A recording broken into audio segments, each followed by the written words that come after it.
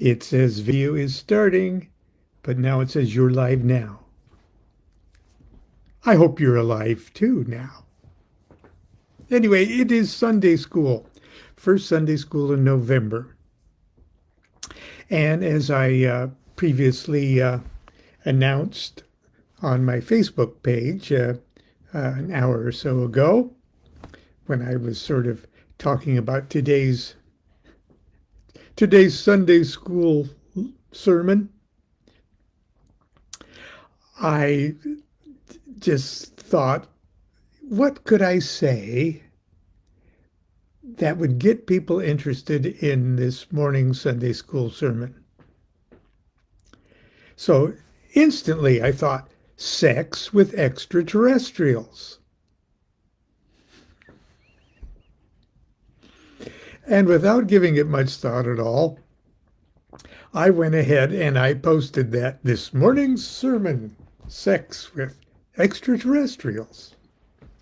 Now, I have to confess that in a sense, at the time I wrote it, it was just sort of to be almost facetiously funny. So I hope you laugh too. But once I got thinking about it on my walk home from the coffee shop, I said, my God, yes. All sex is with extraterrestrials. All of it. Now there are technical rituals or ceremonies or magical operations, so naturally that where specific spirits are conjured up for the purpose of having intercourse with, and there's incubi and succubi and things like that.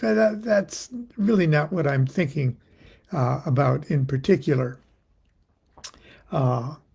Great magicians, great modern magicians like Jack Parsons and Aleister Crowley, set out specifically to create beings on an elemental plane using the techniques of sex magic and things like that. So it's a legitimate field of inquiry and exploration and experimentation. But that's kind of not what I'm talking about. I'm talking about in the normal course of your ecstatic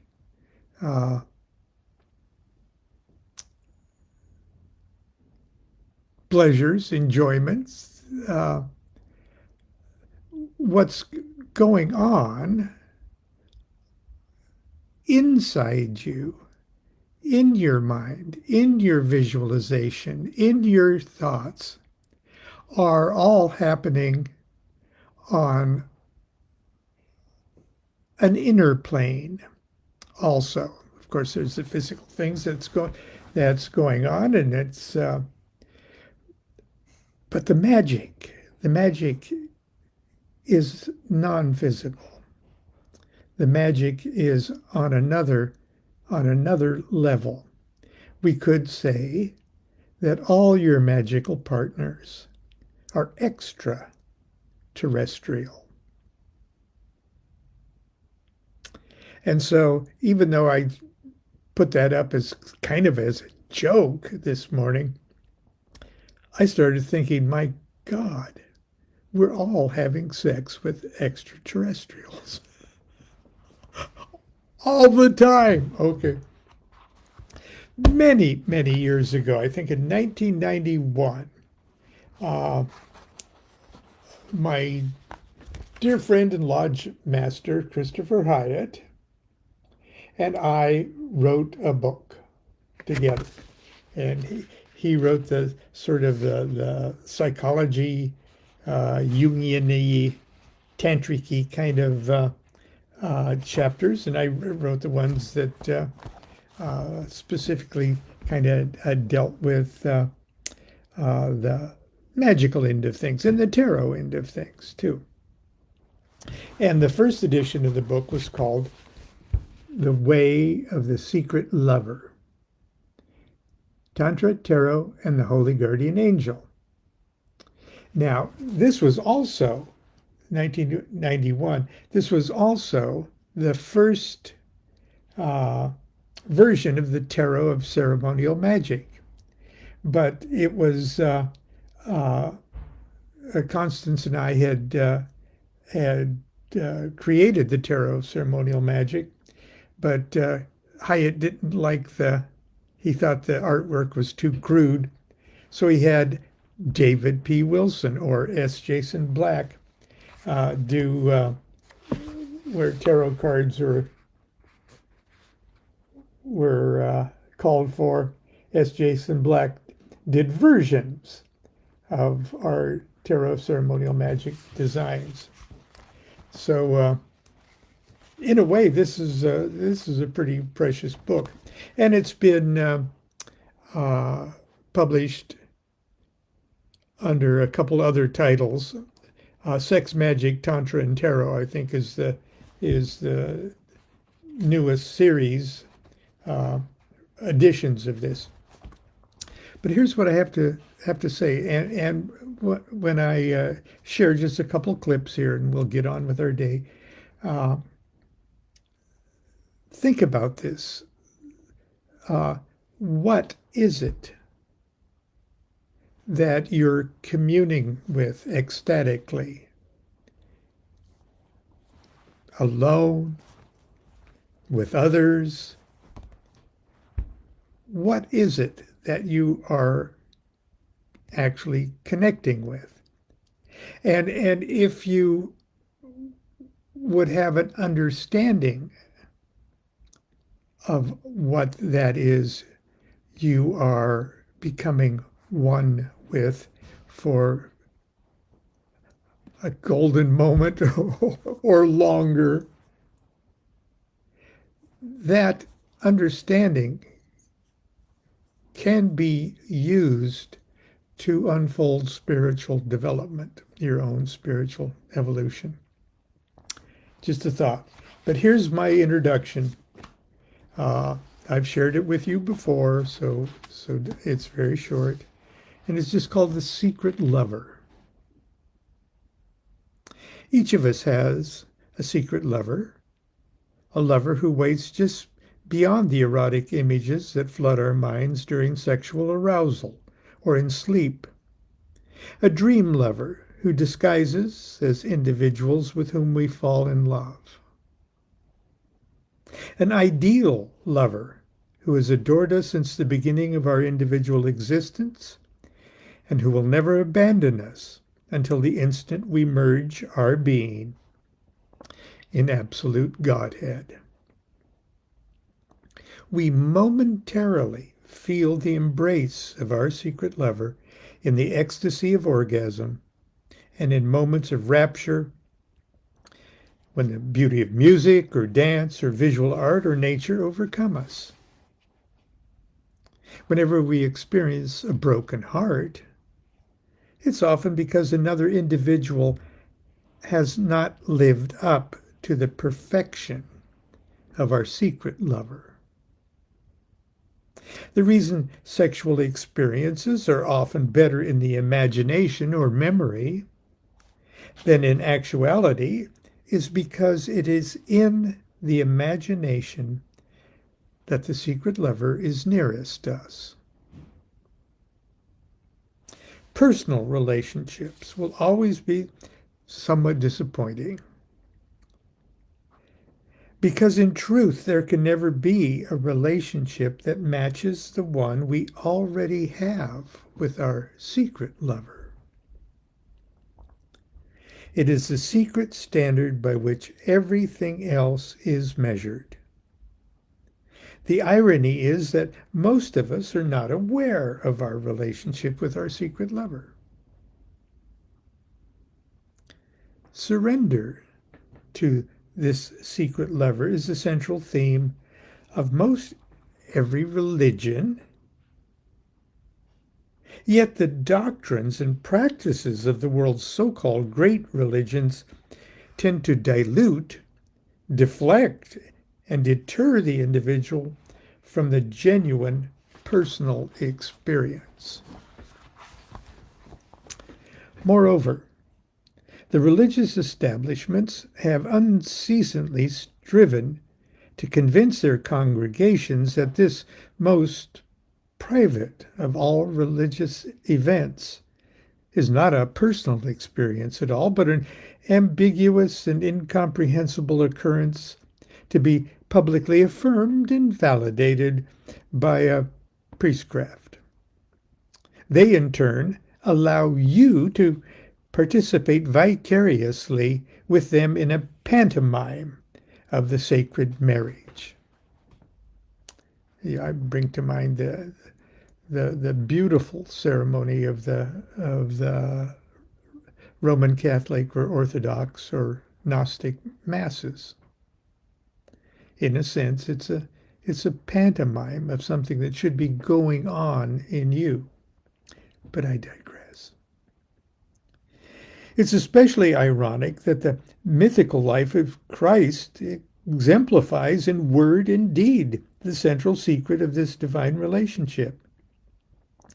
Many passages of the New Testament and newly discovered Gnostic texts, so-called Gnostic texts, clearly reveal that the Christ is a projected image of a level of consciousness achievable to all.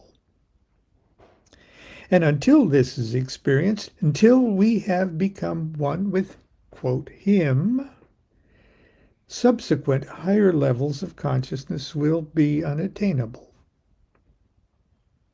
Try as it might, the Church has found it impossible to completely obscure this most sacred truth from the hearts of devoted individuals.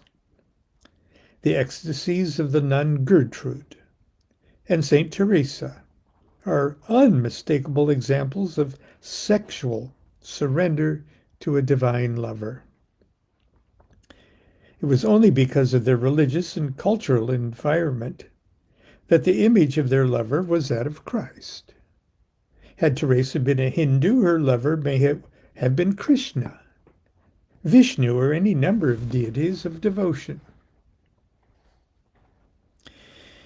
It's profoundly unfortunate that the forces of organized religion demand that as a prerequisite to uniting with the divine lover, the faithful must subscribe to the most ridiculous collection of dogmas and absurdities.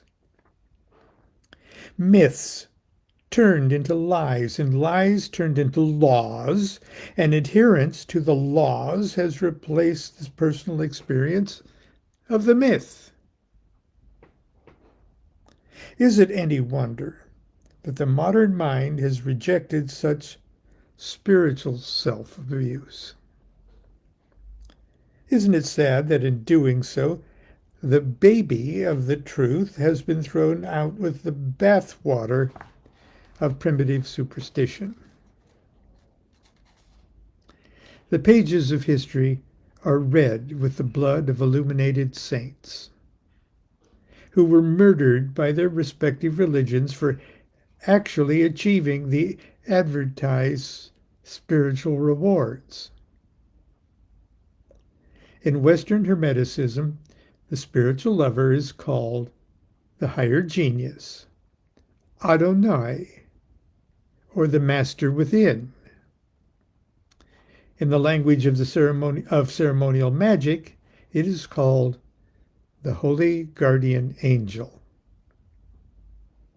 And union of the magician with this spiritual being is called knowledge and conversation of the holy guardian angel.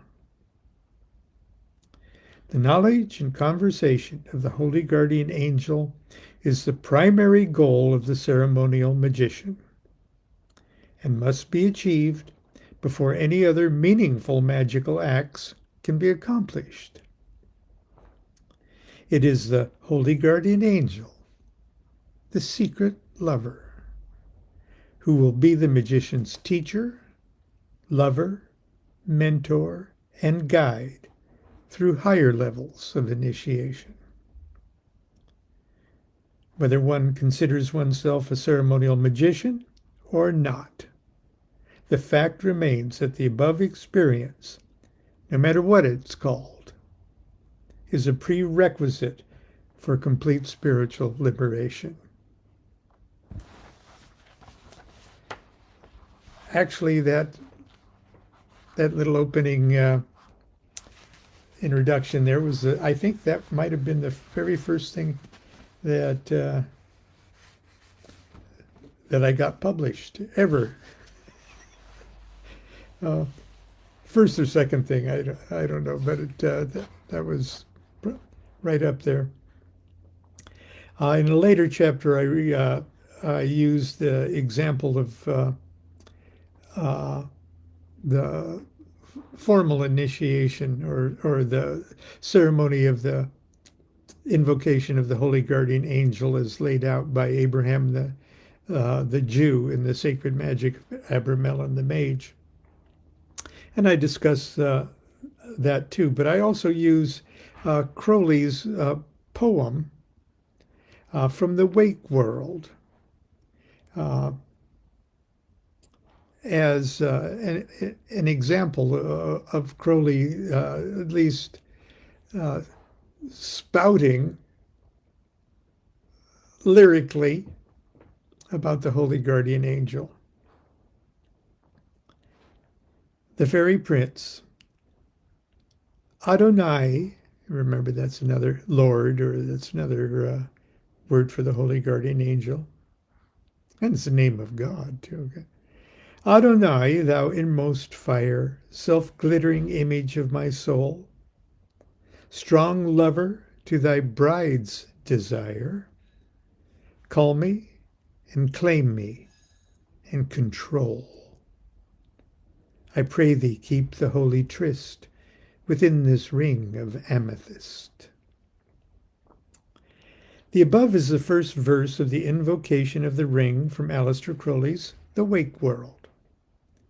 It's a fantasy story of a young girl and her marriage to her fairy prince, who takes her step by step up the initiatory tree of life.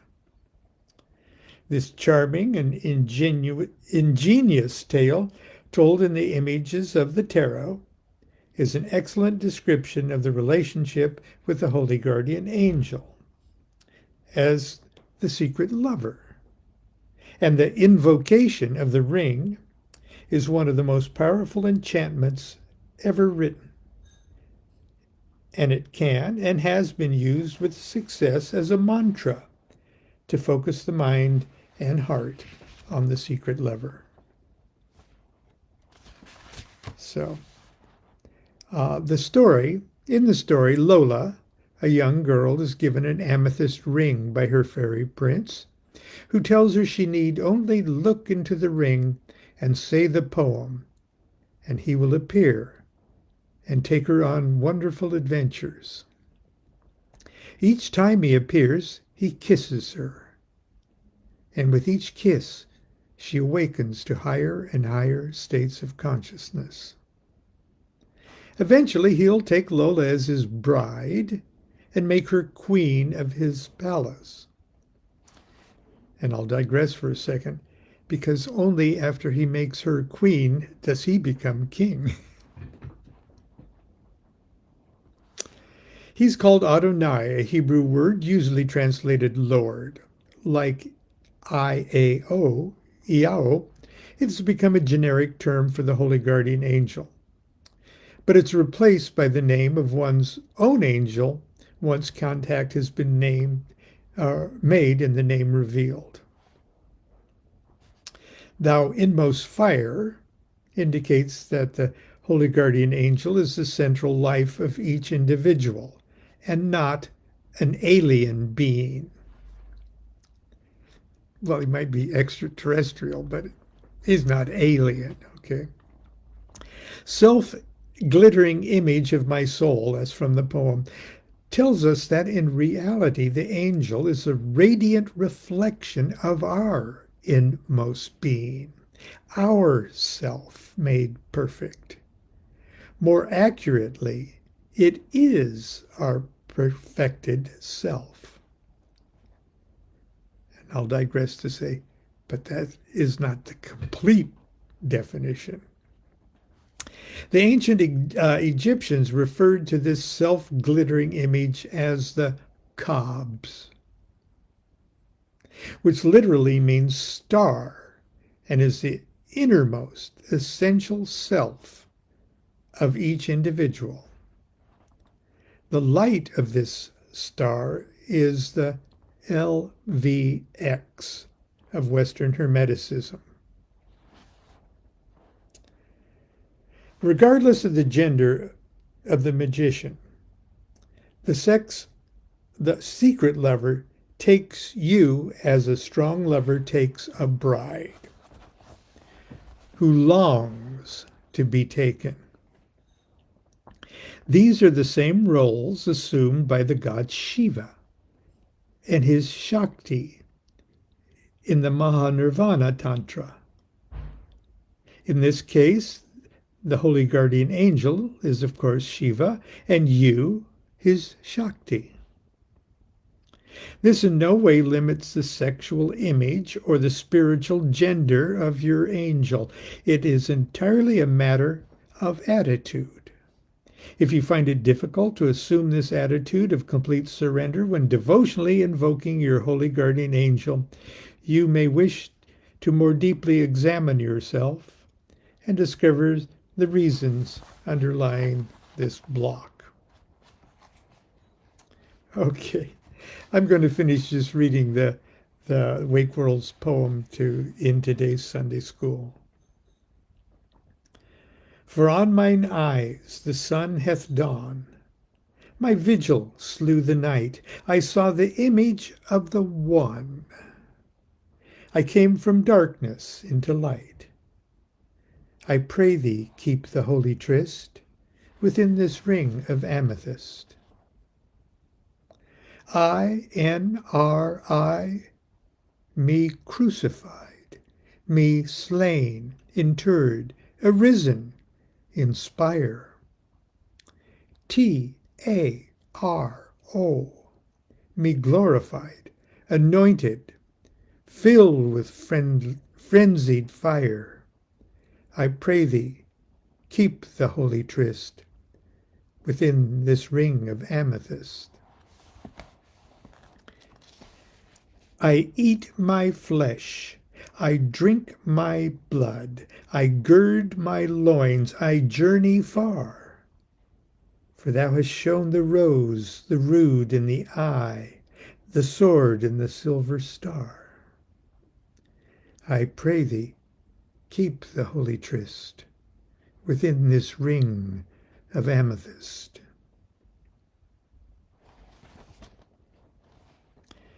Prostrate, I wait upon thy will, mine angel, for this grace of union. O let this sacrament distill thy conversation and communion. I pray thee, keep the holy tryst within this ring of amethyst. And that's today's sermon on sex with the extraterrestrials. What? I was just walking by. Oh, I wasn't listening in. I was just walking by the door. Come, do you have something to contribute? What, after being married for 56 years? Yes. Well, when we were both growing up in Nebraska, a different part of town, anyway. A bike ride away. A bike ride away, yes. I would pray to extraterrestrials to just get me the fuck out of Nebraska. And well, I was like in sixth and seventh grade, and I had bangs, and I would pull a piece of my bangs up and go, and make strange noises like right, I make it go like radar because I was searching to communicate with them. I didn't need to get out of Nebraska. It was okay. I figured they were extraterrestrials. No. I just wouldn't talk with them. Okay. Well, on next Thursday, we will be celebrating our Who knows? our our 56th Oh, wedding yes. at 50. We'll talk about it later, but we you know it's not our gold, not our silver one.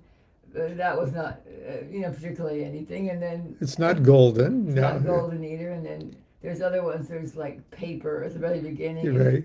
But so I figured out what the 56 must be. What is the appropriate gift for 56? Oh, not gift. Oh. Please no, please no gifts of What, this. what kind of anniversary is it? The fiberglass.